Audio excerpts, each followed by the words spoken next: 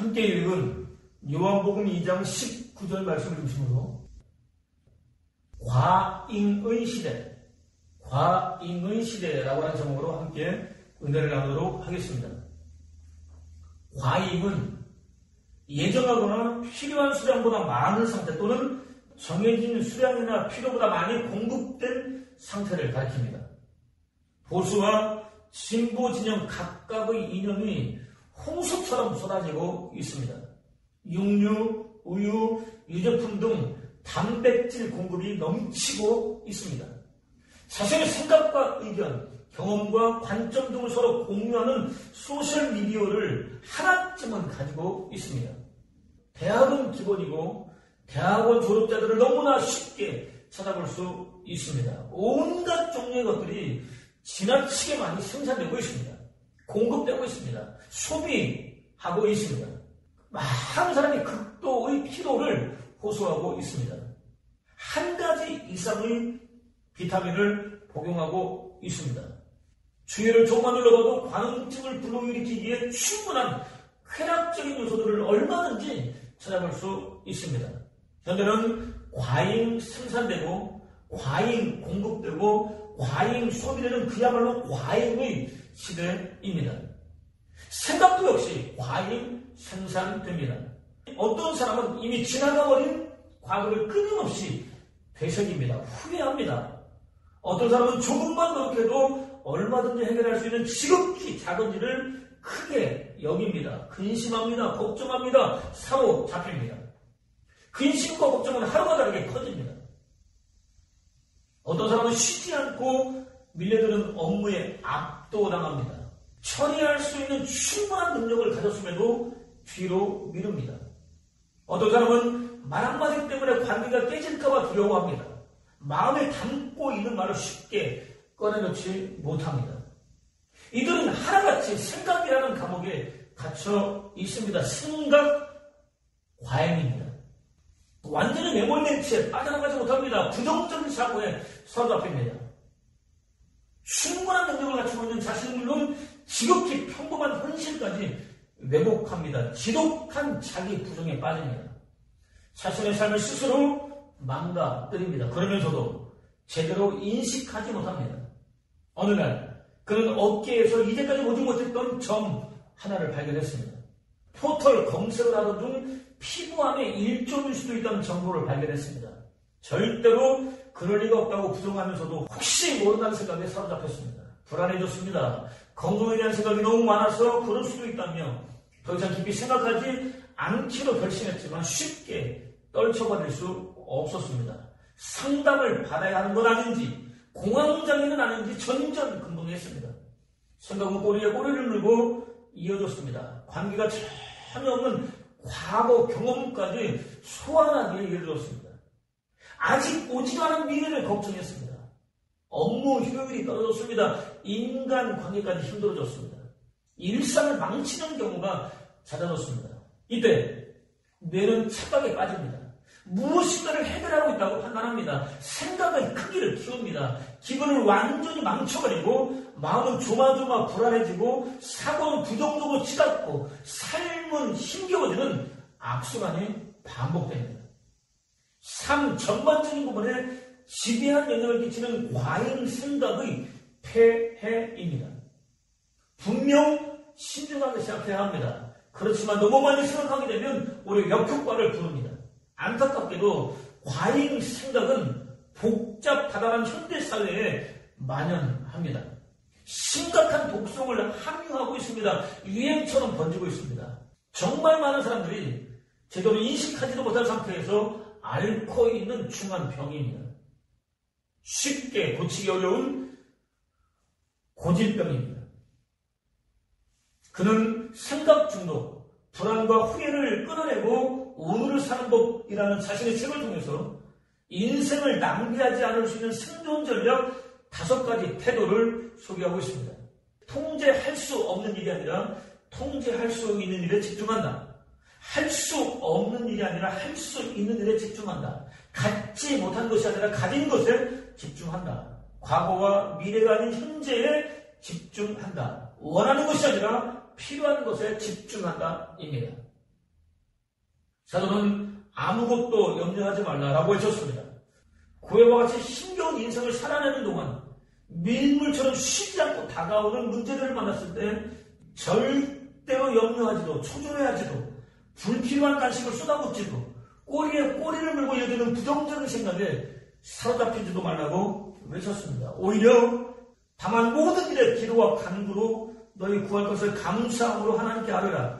그리하면 모든 지가 의존하는 하나님의 평강이 그리스도 예수 안에서 너희 마음과 생각을 지키시리라 라고 외쳤습니다. 하나님께 집중하라고 외쳤습니다. 하나님을 구하라고 외쳤습니다. 하나님께 영광 돌리라고 외쳤습니다.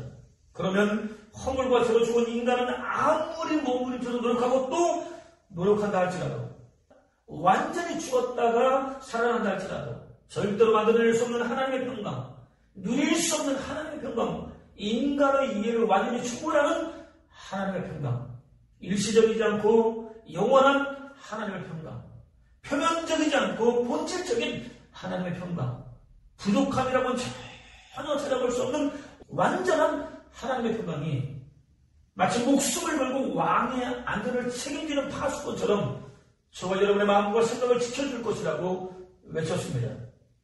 생각이 너무 많으면 문제가 걷잡을 수 없이 커집니다. 반면 문제를 해결할 수 있는 자신의 능력은 과소평가됩니다. 작은 흙더미조차 큰 산으로 보입니다. 할 수 있는 일이 아무것도 없다고 자신을 설득합니다. 자신이 통제할 수 없는 일 때문에 속을 끓입니다. 반면 성숙한 믿음의 사람들은 자신이 할 수 있는 일을 합니다. 문제를 허락해 주신 하나님께 집중합니다. 문제에 대한 가장 완벽한 해결책을 가지신 하나님을 구합니다. 마침내 문제로부터 건져주신 하나님께 영광을 돌립니다. 생각의 과잉이 부르는 폐해로부터 완전히 벗어나게 하시는 하나님을 경험합니다. 실존주의 철학의 아버지라고 불리는 그의 주장에 따르면 성숙하지 못한 사람은 내가 라는 표현에 익숙합니다. 내가라는 말을 입에 달고 삽니다. 과잉 자의식 상태입니다. 이들은 모든 일이 중심에 자신을 둡니다. 다른 사람의 생각은 안중에도 없습니다. 그들도 자신처럼 생각하기를 바랍니다. 어쩌다 자신과 다른 생각을 하는 사람을 만나면 이해하려고 들지 않습니다. 자신만을 위한 은밀한 공간에 허락도 없이 함부로 침범에 들어간다는 느낌을 받습니다. 당황합니다. 불쾌해합니다. 불편해합니다. 민망합니다. 부끄러워합니다. 화를 냅니다. 회피합니다. 과잉 자의식은 점점 더 견고해집니다. 자신과 다른 생각을 가진 사람은 도무지 이해할 수 없는 존재를 여깁니다. 그러면서 자신과 다른 생각으로 가득 찬 세상에 압도됩니다. 점점 더 두려워합니다. 한편 창조주 하나님께서는 영원전부터 저와 여러분을 사랑해 주셨습니다. 허물과 죄로 죽은 저와 여러분의 구원을 위하여 친히 낮고 천한 인간의 몸을 입으셨습니다. 세상에 나타나신 예수 그리스도께서는 저와 여러분이 아직 연약할 때 곧 육체의 욕심을 따라 지내면서 타락한 마음과 육체가 원하는 말을 하여 본질상 진노의 자녀였을 때 사랑해 주셨습니다. 저와 여러분의 죄인이었을 때 곧 전적 타락과 전적 부패로 인해 죽은 것이나 마찬가지로 가치가 전혀 없을 때 사랑해 주셨습니다. 저와 여러분이 아직 하나님과 원수 되었을 때 곧 여전히 하나님에 대해서 적개심을 갖고 있기 때문에 다시는 돌이킬 수 없는 영원한 심판을 받아야 마땅한 원수였을 때 하나님께서 예수 그리스도를 십자가에 못 박아 죽이지 않고는 절대로 살릴 수 없는 원수였을 때 사랑해 주셨습니다. 모진 고난을 받고 십자가에 못 박혀서 물과 피를 다 흘리고 죽으실 정도로 사랑해 주셨습니다.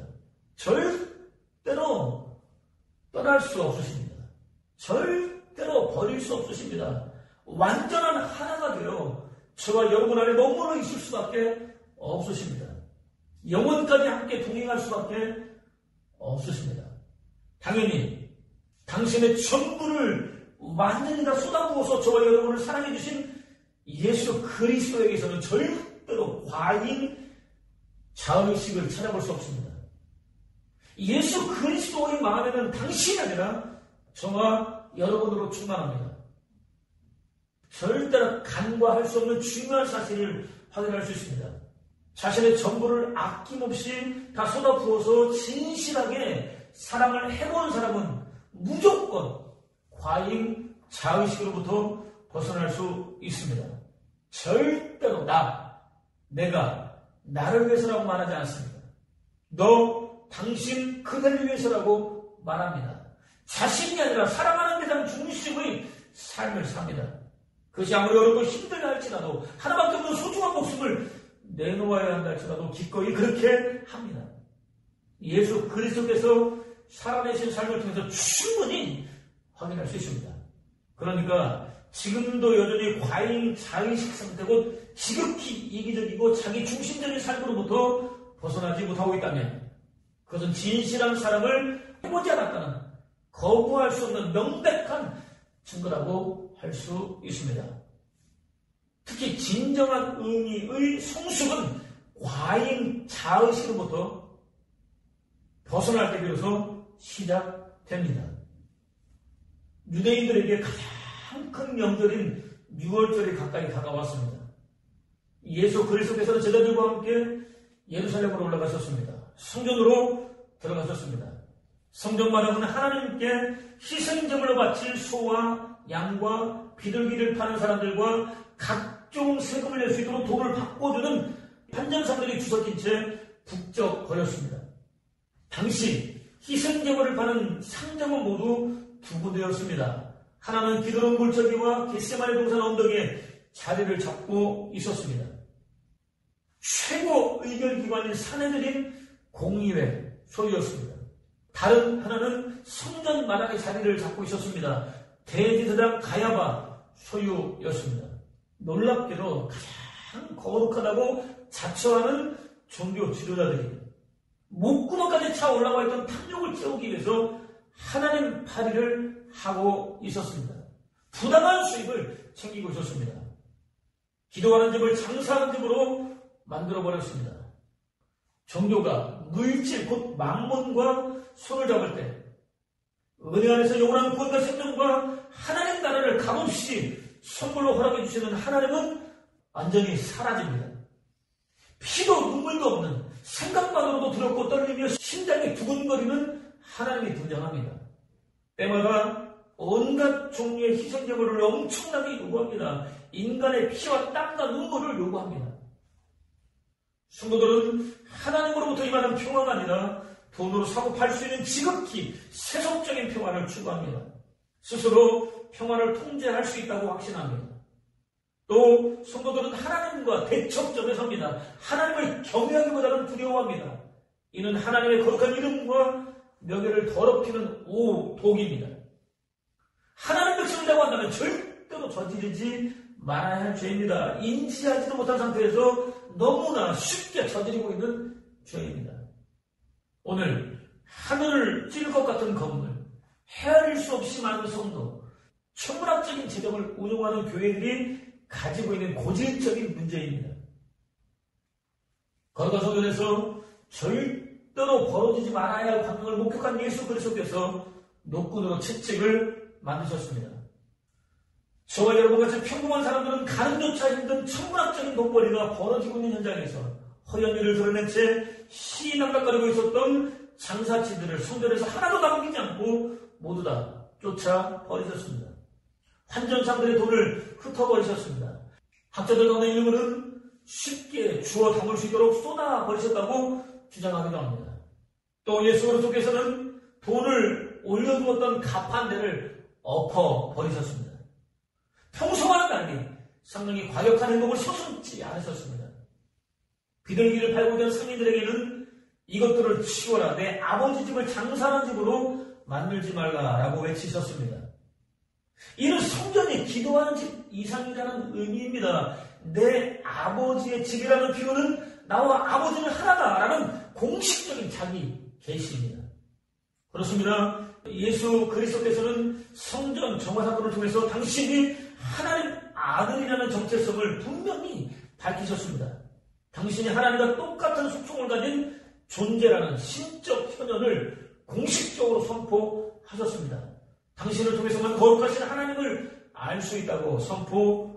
하셨습니다. 당황한 유대인들은 즉시 당신이 이런 일을 해도 된다는 무슨 표징이라도 보여줄 수 있어 라고 반발했습니다. 할 수 있는 자격을 가지고 있다면 당장 그 증거를 내놓으라고 요구했습니다. 예수 그리스도께서는 이 성전을 허물어라, 내가 사흘 안에 다시 세우겠다라고 대답해 주었습니다. 모진 고난을 받고 십자가에 못 박혀 죽으셨다가 3일 만에 부활하시겠다는 의미였습니다. 당신이 세상에 존재하는 단 하나뿐인 성전이라는 의미였습니다. 저와 여러분 역시 부활하신 예수 그리스도의 거룩한 공도를 통해서 하나님의 성전으로 거듭날 수 있습니다. 헤롯 성전은 BC 20년 또는 19년경부터 공사가 시작되었습니다. 당시에는 여전히 완성하지 못한 채 지어지고 있었습니다. 유대인들은 예수 그리스도의 대답을 도무지 이해할 수 없었습니다. 그런 일이 어떻게 가능하겠느냐고 따져 물었습니다. 설령 그런 일이 가능하다고 할지라도 절대로 받아들일 수 없었습니다. 그들에게 있어서 성전은 돈벌이를 위한 그야말로 좋은 수단이었기 때문입니다. 목구멍까지 올라와 있던 탐욕을 채우기 위해서는 성전보다 좋은 수단이 없었기 때문입니다. 절대로 포기할 수 없었습니다. 예수 그리스도의 이날 발언을 신성모독죄로 규정했습니다. 십자가에 못 박아 죽여야 한다고 몰아붙였습니다. 무지한 백성들을 선동했습니다. 마침내 허물과 죄로 죽은 인류 구원을 위하여 세상에 나타나신 예수 그리스도를 십자가에 못 박아 죽이고 말았습니다. 무엇보다 그들은 편재하는 탁월한 속성을 가지신 하나님, 곧 언제나 계시고 어디에나 계시는 하나님을 성전이라는 제한된 공간에 가둬버렸습니다. 하나님 여호와는 오직 유일한 여호와시니 너는 마음을 다하고 뜻을 다하고 힘을 다하여 내 하나님 여호와를 사랑하라라는 명령을 외면했습니다. 하나님보다 자신을 더 사랑했습니다. 그렇게 죄 없는 예수 그리스도를 죽음으로 몰아붙였던 그들은 못된 성령을 버리지 못했습니다. 성령과 지혜로 충만했던 스데반을 돌로 쳐 죽였습니다. 과잉 탐욕에 사로잡힌 자들이 스스로 인지하지도 못한 채 얼마나 끔찍한 범죄를 반복해서 저지르게 되는지 적나라하게 보여주었습니다. 오늘날 일단 한번 보게 되면 환호성을 지를 수밖에 없을 정도로 거대하고 웅장하고 화려하고 아름답게 지어진 교회에서도 여전히 반복적으로 벌어지고 있는 끔찍한 죄입니다. 과잉이 무조건 나쁘다고 단정지어서 말할 수는 없겠지만 차라리 모자람이 나을 때도 있습니다. 과잉 생각은 현실은 물론 충분한 능력을 갖추고 있는 자신을 왜곡합니다. 끌어내립니다. 삶 전반에 끊임없이 반복되는 악순환을 부릅니다. 과잉 자의식은 오로지 자기 자신만 생각합니다. 너는 안중에도 없습니다. 과잉 탐욕은 무엇과도 비교할 수 없는 하나님마저도 많은 수단들 가운데 하나 정도로 여기게 만듭니다. 마침내 자신을 영원한 죽음과 저주와 지옥 불구덩이로 몰아붙일 수도 있습니다. 작가이면서 철학자인 그의 우어들 가운데 하나입니다. 하루는 총명하고 유명한 남자가 그를 찾아왔습니다. 제발 자신을 도와달라고 애원했습니다. 그는 도대체 무슨 일이 있기에 이렇게 물상이 되었느냐고 물었습니다. 남자는 자신감을 잃어버렸다고 대답했습니다. 앞으로 어떻게 하면 좋을지 알려달라고 말했습니다. 그는 자신감으로 충만했던 사람이 어쩌다 그렇게 되었느냐고 물었습니다. 남자는 세상 모든 사람들이 다 자신만큼이나 잘났다는 사실을 알게 되었기 때문이라고 대답했습니다. 과잉 자의식이 부른 폐해였습니다. 사람들은 자신감 부족을 열등이나 실패 또는 좌절과 연결시킵니다. 그로 인해 자신에게 주어진 수없이 많은 발전의 기회를 놓칩니다. 과잉의 상태에서 반드시 신속하게 빠져나와야 합니다. 그들고 그런 농촌에서 성실하게 살고 있었습니다. 어느 날 꿈속에 한 노인이 나타났습니다. 동쪽으로 12km 정도 가다 보면 큰 나무 한 그루가 나타날 텐데 그 나무를 베면 좋은 일이 있을 것이라고 말했습니다. 부모는 노인의 말대로 했습니다. 둥지에서 새알 2개를 얻었습니다. 하나에서 새끼새가 나왔습니다. 다른 알을 까보면 금반지 하나가 나올 것인데 소원을 빌게 되면 다 들어줄 것이라고 말하곤 어디론가 사라졌습니다. 부모는 어떤 소원을 빌면 좋을지 함께 의논했습니다. 그 시간이 너무 좋았습니다. 기뻤습니다. 마음 벅찬 희망으로 가득 채워졌습니다. 원하는 것들은 열심히 일하다 보면 얻을 수 있겠다고 판단했습니다. 금반지는 잘 보관해두고 열심히 일하자는 결론을 내렸습니다. 무슨 소원이든 들어주는 반지가 있어 든든했습니다. 희망이 넘쳤습니다. 기쁨이 떠나지 않았습니다. 시간이 흘러 원하던 땅을 샀습니다. 논도 샀습니다. 소도 샀습니다. 집도 마련할 수 있었습니다. 저와 여러분에게는 다른 것은 하나도 없을지라도 하나님이 계십니다. 하나님은 저와 여러분에게 무엇이 필요한지 저와 여러분보다 훨씬 잘 아십니다. 깊이 아십니다. 가장 이상적인 때가 이르면 조금도 망설이지 않고 반드시 채워주십니다. 과잉을 벗어난 만큼이 바로 성숙의 깊이입니다. 심리학자인 그의 주장에 따르면 저와 여러분이 염려하는 40%는 현실 속에서 절대로 일어나지 않습니다. 30%는 이미 일어났습니다. 22%는 지극히 사소합니다. 겨우 4% 정도만 저와 여러분의 힘으로 바꿀 수 있습니다. 무려 96%는 염려할 이유가 전혀 없습니다. 그럼에도 염려를 달고 살고 있다면 램프 증후군일 가능성이 높습니다. 심리학적인 용어로는 과잉 근심 증후군입니다. 의학적인 용어로는 범불안장애입니다. 또 저와 여러분이 과거에 했었던 선택들은 모두 다 옳았습니다. 그때 다른 선택을 했었더라면 과연 어땠을까? 지금보다는 조금이라도 나은 삶을 살 수도 있지 않았을까라는 생각과 함께 후회와 자책과 눈물이 앞을 가리게 만드는 선택들도 마찬가지입니다. 그때의 선택들이 오늘의 저와 여러분을 만들었습니다. 무엇보다 하나님께서도 저와 여러분의 선택들을 존중해 주셨습니다. 인정해 주셨습니다. 기꺼이 허락해 주셨습니다. 선택들이 서로 협력할 수 있도록 역사해 주셨습니다. 지극히 선하고 아름다운 열매를 맺을 수 있도록 하루도 쉬지 않고 끊임없이 일해 주셨습니다. 앞으로 하게 될 선택들을 통해서도 마찬가지이십니다. 아직 끝이 아닙니다. 오늘 저와 여러분이 고백하고 있는 믿음은 과연 적정한지, 자신과 다른 형태의 믿음은 무조건 거부할 정도로 과잉되어 있지는 않은지 생각해 볼 필요가 있습니다. 무슨 적정한 믿음이 있고 과잉 믿음이 있느냐고 반문할 수 있지만 주위를 둘러보면 얼마든지 쉽게 찾아볼 수 있습니다. 당면한 모든 환경과 상황과 조건에 두려워하지 말고 믿기만 하라 라는 예수 그리스도의 명령을 적용합니다. 지나치게 강요합니다. 조금이라도 망설이면 지체 없이 판단합니다. 왜 믿음이 없느냐고, 왜 믿음이 작으냐고 비난합니다. 과잉 믿음입니다. 사도는 여러분은 하나님의 은혜 안에서 믿음으로 구원을 받았습니다. 여러분 스스로는 자신을 구원할 수 없습니다. 구원은 하나님의 선물입니다. 라고 외쳤습니다. 믿음은 하나님의 선물입니다. 값없이 부어주십니다. 각자에게 주어진 믿음의 분량은 하나님께서 결정하십니다. 하나님께서 은혜 안에서 값없이 허락해 주신 만큼만 믿을 수 있습니다. 믿음의 크기를 판단하는 것은 각자에게 필요한 만큼의 믿음을 허락해 주신 하나님을 판단하는 것과 같습니다. 하나님은 완전하시지만 저와 여러분은 그렇지 못하다는 측면에서 볼 때 돌이킬 수 없는 죄입니다. 누구에게도 자신과 똑같은 획일적인 믿음을 요구하지 말아야 합니다. 지극히 편협한 자신의 생각이 아니라 완벽한 사유의 소유자이신 하나님께 온전히 집중할 수 있는 의견을 보십시오. 나보다 너, 나보다 필요를 가지고 있는 이웃, 나보다 하나님을 먼저 위할 수 있는 은혜를 보십시오. 마음과 뜻과 힘과 목숨을 다하여 유일하신 저와 하나님을 사랑할 수 있는 은혜를 보십시오. 무조건 하나님께 맡기기보다는 먼저 자신이 할 수 있는 일을 찾고 스스로 할 수 있는 은혜를 보십시오. 무엇보다 누구의 믿음도 쉽게 판단하지 않을 수 있는 은혜를 보십시오.